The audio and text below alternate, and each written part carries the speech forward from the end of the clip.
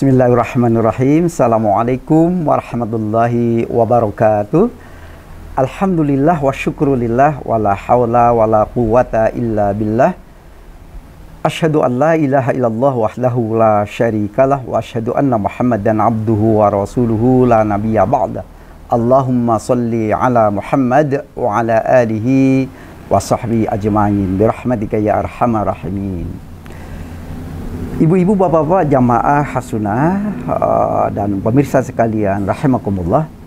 Nabiullah Ibrahim alaihissalam di dalam surah Al-Furqan ayat 74 Allah berfirman, berdoa Nabiullah Ibrahim alaihissalam, a'udzubillahi minasyaitonir rajim, Rabbana hablana min azwajina wa dzurriyyatina qurrata a'yun waj'alna lil muttaqina imama.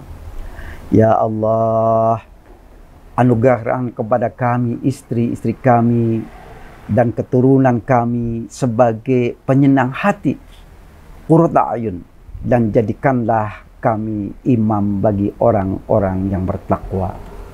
Ya. Dari ayat ini maka jelaslah bahwa setiap orang tua pasti memiliki impian yang indah tentang anak-anaknya. Setiap orang tua pasti menginginkan anaknya tumbuh sehat, cerdas, ya, empati. Kalau sudah dewasa, maka dia akan menjadi orang kaya, orang hebat, orang tenar. Nah, ini adalah impian hebat, anak-anak hebat bagi orang tua. Kalau kita tanya kepada kebanyakan orang tua itu, anak hebat itu apa sih? Biasanya kan selalu jawab, oh hebat itu anak yang selalu juara, di sekolah juara, wah badannya sehat, ya sekolahnya pintar gitu. Bahkan kemudian ketika sudah selesai kuliah langsung kerja, mendapatkan gaji yang besar dan seterusnya. Ini orang hebat. Tetapi bagi orang yang beriman tidaklah cukup demikian. Tidaklah cukup demikian.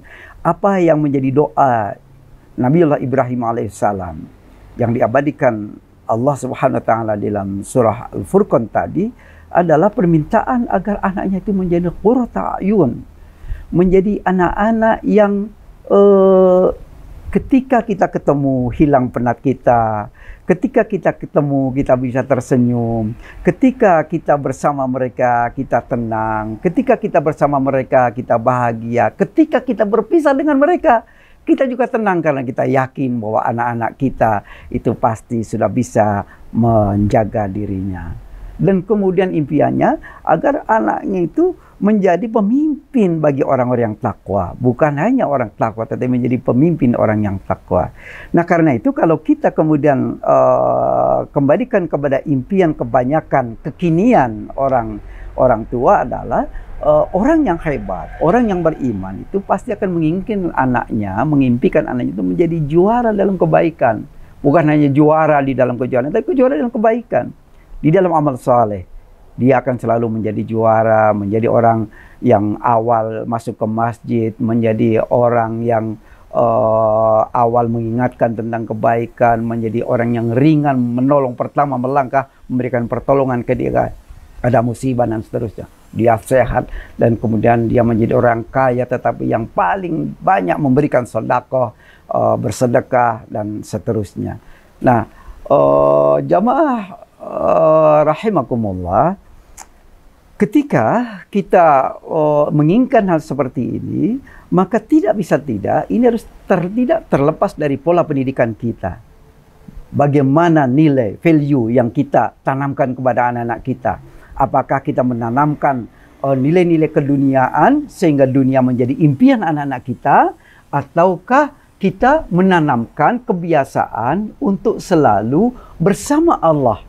Ya, apa yang dilihat itu adalah bentuk dari kehadiran Allah, ciri-ciri keagungan Allah, sehingga kemudian dia bukan berhasrat, bernafsu, mengeksploitasi, menggunakannya untuk kepentingan nafsunya, tetapi dia justru bersemangat untuk menggunakan sebesar-besar kemanfaatannya, karena dia tahu betul bahwa ini adalah ciptaan Allah, ini adalah amanah Allah.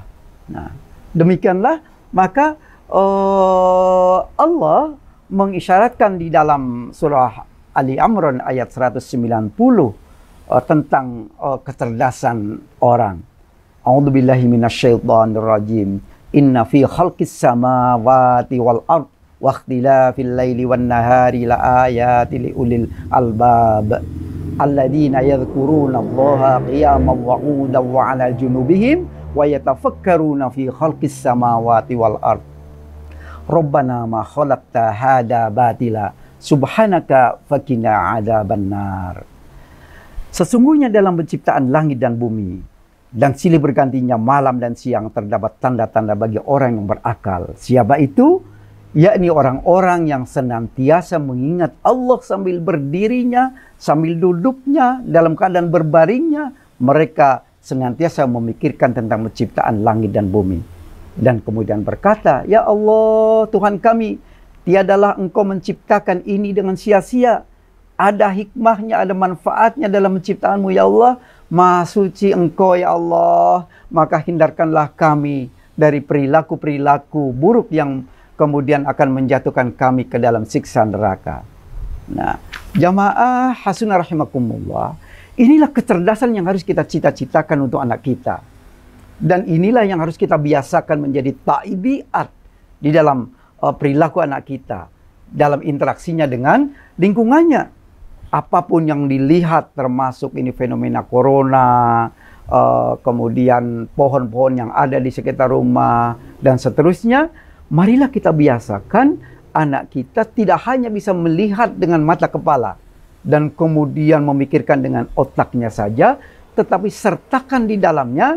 Anak-anak biasakan untuk merenungkan dengan hatinya agar dia sampai kepada bahwa apa yang dilihat adalah tanda-tanda kebesaran Allah. Ya Allah, Allah Maha Besar, Engkau ya Allah Maha Kuasa. Hanya hewan yang sangat kecil sekali makhlukmu ya Allah, corona seukuran nano, tidak terlihat dengan mata kepala tetapi bisa menghancurkan manusia. Maka kalau kita biasakan anak selalu zikir dan berfikir, insya Allah, anak-anak kita menjadi apapun nanti, kecerdasannya akan membuahkan amalan-amalan soleh yang melahirkan kemanfaatan dalam kehidupannya, fid dunya wal akhirah. Kecerdasannya, prestasinya, hartanya akan menghantarkan dirinya dan keluarganya ke dalam jannahnya, insya Allah. Wastaghfirullahaladzim. Wassalamualaikum warahmatullahi wabarakatuh.